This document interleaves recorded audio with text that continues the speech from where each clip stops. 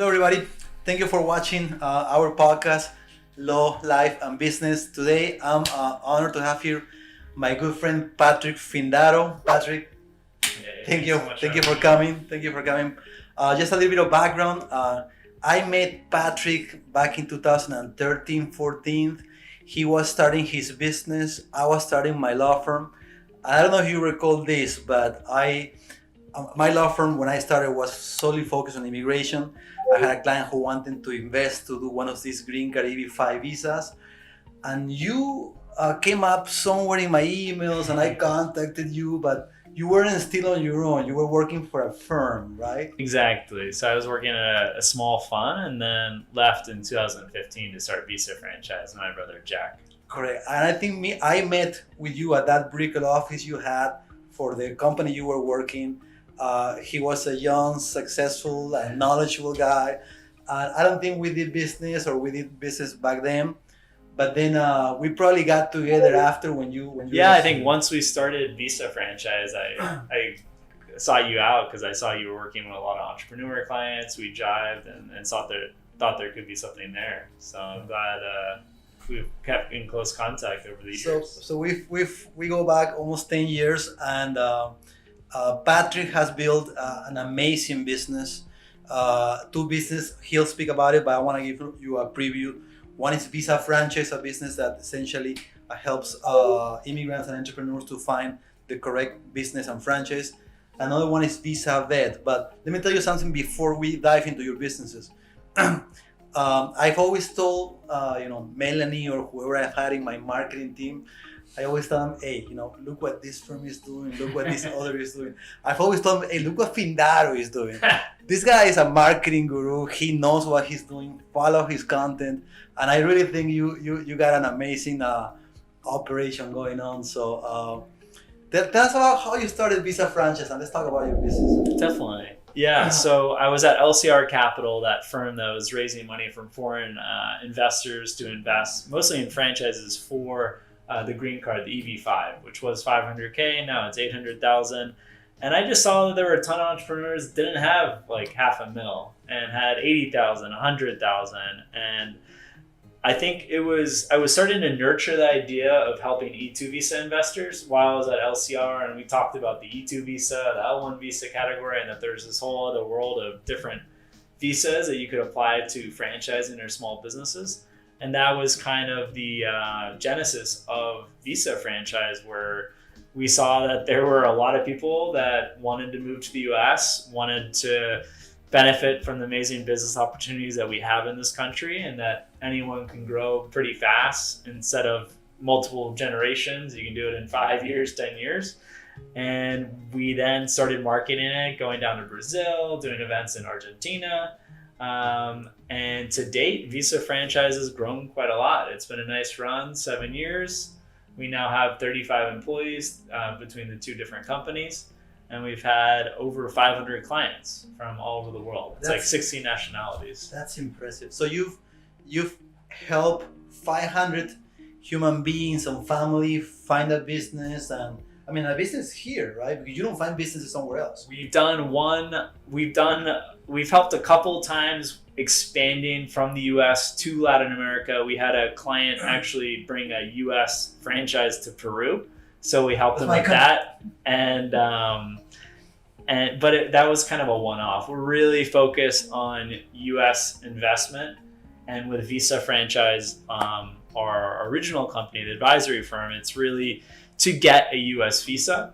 And then for Vetted Biz, that's more of our data company, and that's for everyone. So foreign nationals can benefit from it, immigrants to the U.S., and then also Americans. So whether you're buying, your first business and you're quitting your job, or you're a private equity fund, hedge fund that's making a big bet and buying a whole franchise system, we have all this data on the franchising space. So for whoever's watching, Visa Franchise is more, I mean, if correct me if I'm wrong, more of a brokering for individuals that want a business. Exactly. So yeah, clients will engage us for an upfront fee, and then we work with them generally over 2 months to find the ideal business, analyze the business, they invest in the franchise, And then Vetted Biz is largely a database of franchises, franchisees, and a lot of the information's for free. And then there's paid subscribers, and you get even more information on franchise. Hey, Patrick,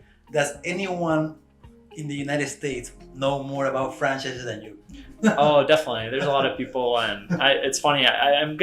You had told me a year and a half ago that I should write a book. I told you that because you're very knowledgeable. No, I've started it, the draft, and I'm working on a very long form blog post. But the idea is to publish a book in November, and I ordered like 10 different books on franchising and just seeing how other people communicate what they've learned working in this ecosystem. But yeah, there's definitely a lot more people.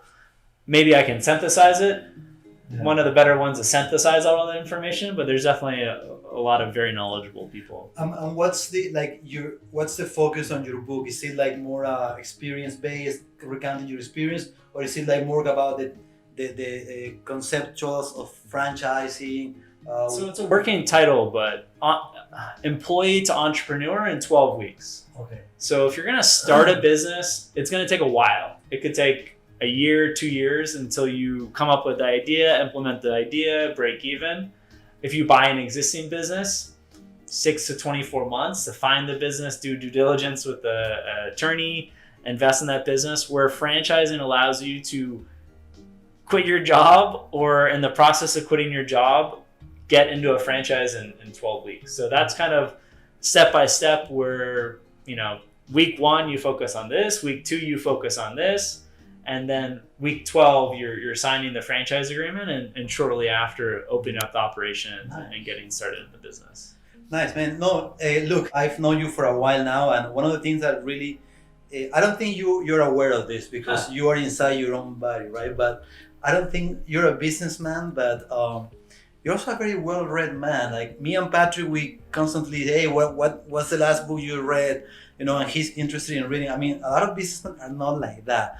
Lawyers are more like that. They're more like, naturally to reading, but you like to read a lot. And if you guys watch some of his content on YouTube where you have a great audience, you're gonna see that his analysis are great and in-depth. And I've always, recommended my clients to him. So no, it's great. It's great how, both go on, in different type of businesses, right? Industry, but one thing I wanted to bring up and kind of pick your brain on. With Vetted Biz, we have feeds of information. So like loan defaults through the SBA program to franchises, what franchises and franchisees got PPP loans, all this information, as well as like from the franchise disclosure document. But what I've been toying with is, wouldn't that be cool for lawyers as well as investors to know every litigation, current and past, on every franchisor?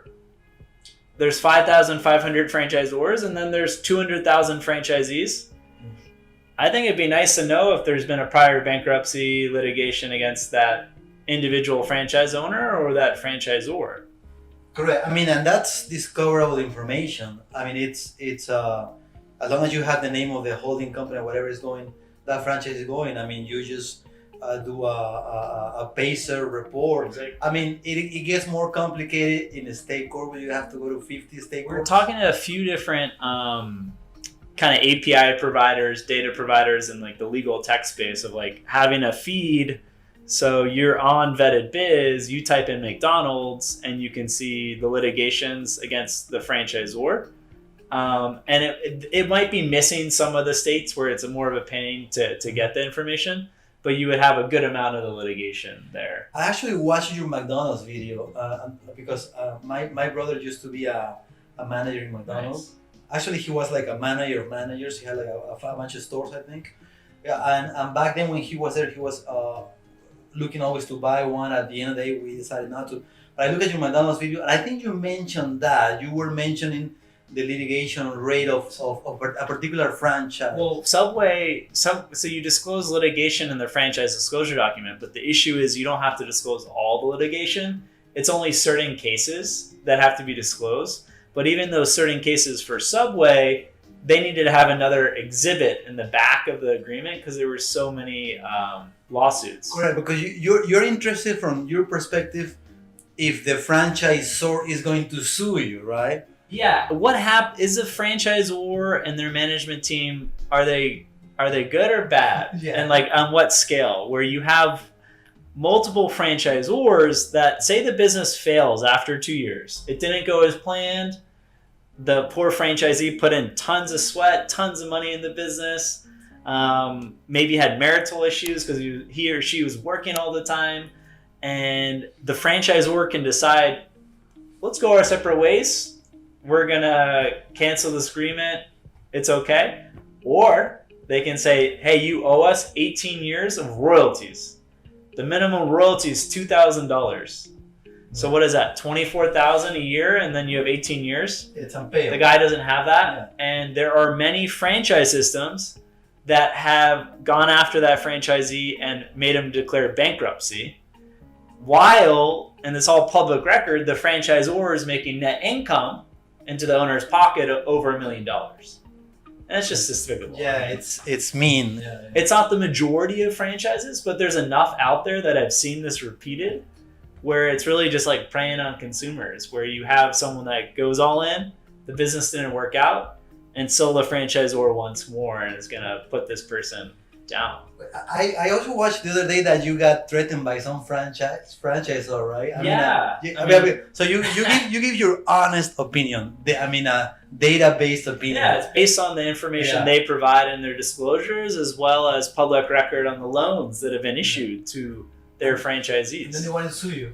Yeah, but it was baseless. You know, we were using their images and videos, which we're essentially a media company at the end of the day. Vetted Biz is data, but we're also doing like content videos, podcasts. It's almost more like Bloomberg, where data is mixing in with the media coverage. And we're just reporting on what we found on their franchise disclosure document. And there were some great things about this franchise, and the franchisees are making good money. But there were some bad stuff that we were reporting on. Is that the yoga franchise? Is it like a steam room? Exactly. That was a sauna franchise, and there's a bunch of different ones. I remember I looked at it. I got an interesting model. It's almost like they have a bunch of little locations, and then you go there, and then virtually, I guess, get taught the. There's different models. There's like ones that are really more for relaxation, and then other ones you're doing like hot yoga. Let's not mention the name so I don't get in trouble. But I thought that was funny. You had a baby recently. How's the baby?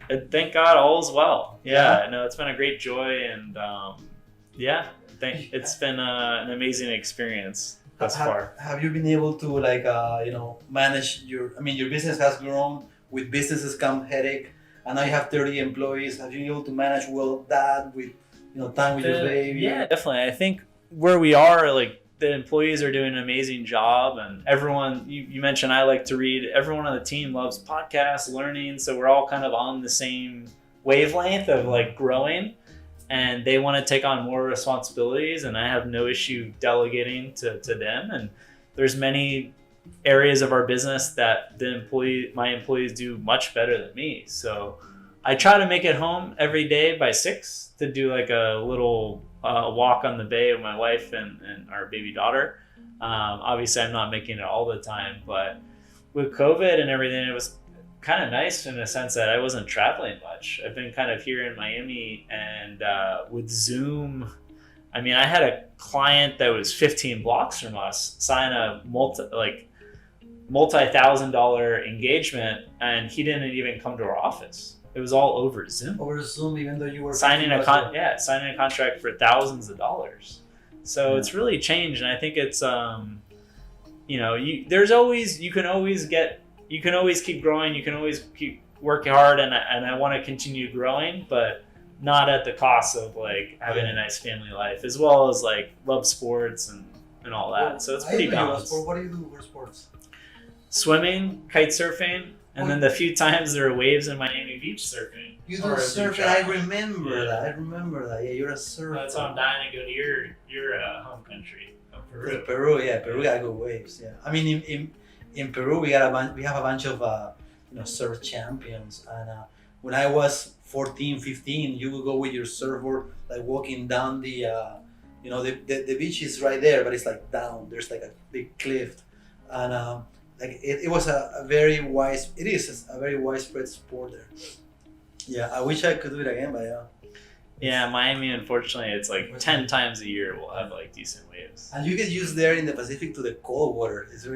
Yeah, here we're spoiled. I was swimming ocean swim after work and saw multiple rays, tons of fish. It's gotta be like 85 degrees the water. So you're living by the beach? Yeah, still in Miami Beach. I did one year in Brickell when I first moved to Miami, and then now it's been like 10 years in the beach, and it's interesting. It's changed so much with the internal immigration in the United States. There's so many people that came from New York, San Fran, LA. You would never meet Californians in Miami or Miami Beach, and now it's all the time. Wow. And they're staying. Or New Yorkers that would spend the winters here like 3 months, and now they're doing the inverse, where it's 9 months Miami, 3 months up in the Northeast or back in Chicago, for example. Nice. Well, yeah, and your brother, how's your brother? It's great to have your brother as partner, right? Well. Yeah, it's good. We divide up. He's doing awesome.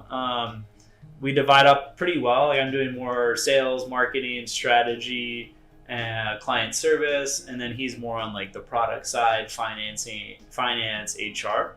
So we divide and conquer, and it allows us to balance out the business. And you complement well, definitely, very complement well, because you are more of the face and you're more of the content guy. I haven't seen him in many of the videos. I'm doing strategic partnerships now a lot, so I'm the one that's more, I guess, external, and then he's doing a lot internally and a lot to improve our company culture and trainings and hiring. So he's focused a lot on that type of work. Patrick, so our people love entrepreneurship. That's it. That's the topic or the theme of this podcast. What would you say is the hardest thing? I mean, like many. You're very young, so you've done this from the beginning until today. What's the hardest thing that you say it's something that entrepreneurs face by starting and building a company like the one you've built? That's really a great question. I would say in some ways I've been blessed because I started the company with my brother, someone that I trust, with my life. So we could kind of balance it out where it wasn't just me and I wasn't like second guessing my business partner all the time. But with that, we both started when we were young. I mean, he must have been 23, 24, and I was like 26, 27. So I didn't have, a big opportunity cost. And at the same time, it needed to work. Or, I would have felt like, geez, why did I leave that job? So I would say the first 2 years were definitely a grind where it was every weekend working, and people boast working 80, 100-hour weeks. I honestly don't think that's sustainable more than like a year. I would say I was like putting in 60, 70-hour weeks, but also on the weekend. So like doing a Saturday 6 hour, a Sunday 4 hours. But yeah, the first 2 years were definitely tough, and like managing cash flow and going up and down. And then there were a lot of times just like socially, I would be invited out to dinner, but I would maybe just go for a drink after because I didn't have money to go to dinner. I also had to downgrade from our nice apartment where my brother and I were both living, moved in a smaller apartment. But would I trade that for anything? No. I think that builds character and gives good life lessons. Yeah, it's not glamorous at the beginning, guy. Sometimes you can't pay you. I mean, when I started, I remember. I mean, there's been occasions that I had to do payroll, and then after payroll, my account had like $100 or something like that. Yeah. Like I can relate to that. How is like a typical day for you? Like, what time do you get up? How do you do your tasks? I usually wake up at 7 o'clock. I try to meditate for like 15-20 minutes, do some yoga, but if my daughter wakes up, then that kind of stops. And then I'll go on a walk with my daughter and the dog for like 40 minutes, and then nanny comes 8:30, and I listen to a podcast, and I usually don't turn on my work phone till like 9:15, 9:30, and then my meetings start around 10. And then it's really I'm grinding. One day a week I don't eat lunch. I fast for 20 or breakfast. I fast for 24 hours, usually Mondays. So with that, I'm just working. Oh, nice. I do the same, but I fast all day. Yeah, I'm saying. Like yeah, on Mondays, I don't eat. Exactly. Oh, so I don't you'll eat do at all. more than 24 hours? So essentially, So you'll do a 36-hour fast. Correct. So on Sunday, I have lunch around 3-4 p.m. and then I won't eat again until breakfast on Tuesday. Wow. And how focused are you? You must have like amazing clarity, right? It doesn't bother me at all because I've been doing it for like 15 years. I find I have great clarity. Like when I fast on Mondays, around hour 20 of the fast, I like look around and like the trees, the everything looks brighter, and I can be more focused. And I'm just okay. I misunderstood. Yes, it does help me. Like I'm psychologically, I know that on Mondays I'm not eating, and I think I'm more focused. I do, I drink Gatorade or some sort of fluid. It could be one of those Publix vegetable juices. Like I'm not with just water. No, it's not just water, but I don't. It's just fluids. And I've been doing it for a while. I'm curious that you also do it. I do just water, and maybe I'll have like a black coffee. 24-hour fast. But it's amazing. I think it's good. Yeah, for body, for everything. It cleans your colon. Yeah. I've read about it. Some doctors recommend it. I remember the other day I was at the doctor and somebody was making fun of my habit of not eating and like as if it was bad, and the doctor was like, actually no. Exactly. It's actually a you good need to give habit. your organs time to relax. Maybe it shouldn't be once a week like I do it, but once a month maybe. It's something that that's good things. People have been fasting for thousands of years. Yeah, that's funny. You mentioned you do a podcast in the morning, but whether it's on the podcast on in general, what other intellectual interests do you have besides, franchise, business, and what you do? Good. That's a good question. I would say recently it's been a lot of theology and just a lot of the Old Testament and New Testament, just the different stories. There's just so many life lessons, whether you are religious or not, from these from the different parables. So I think that's recently. There's this one Catholic priest in Wisconsin. I've been listening to his podcast. And then at night, it's mostly fiction at night. Okay. So like I'm reading a book about Alan Dulles, who was the head of the CIA during JFK and Eisenhower, and it's just all the shady stuff the CIA was doing back then. So I like to zone out with fiction at night. Listen, let me know if you can answer this, but are you religious? I will edit it if you don't want to edit it. I don't mind. Okay. So I know your history. You practice? Yes. Yeah, I'm practicing Catholic. You're a practicing Catholic. Is that recent or you've always been? I would say I was raised Catholic, and then like more or less in the last 2 years I've been much more practicing, like going to mass. And you know my history. I was a Catholic and then I stopped being a Catholic. But oddly enough, I was just appointed to the board of directors of Catholic Legal Services. Oh wow! That's funny. I have a friend. And they help a lot in terms of immigrants. They help a lot, yeah. And that's what I joined because obviously I'm not a Catholic or a practicing Catholic, but I personally care. I think it's a great institution.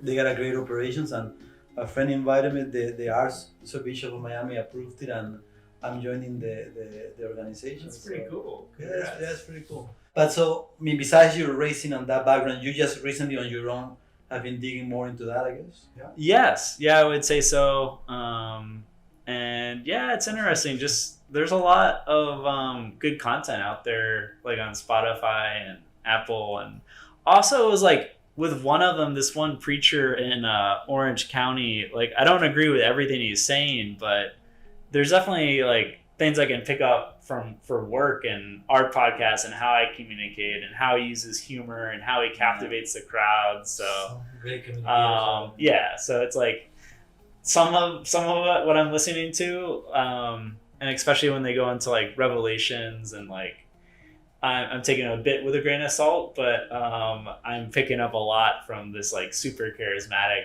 preacher, and it's entertaining and That's funny. I can tell you, I like Pope Francis. I like the guy. Yeah. I think he's a great guy, Argentinian. I was listening to an interview yesterday I saw on Facebook. Hey, Patrick, it's been a pleasure. Thank you for coming. It's been awesome to see you grow. Follow him on YouTube. We have a podcast, Franchise Findings, and Yeah. then YouTube, it's Franchise and Business Opportunities by Vetted Biz. Yeah, Vetted So Biz. check We'll put us it here out. in the video for you guys to follow. Let's do it again, man. Yeah, really appreciate it. Thank you for coming. Thank you for watching the podcast again. See you again in the next episode.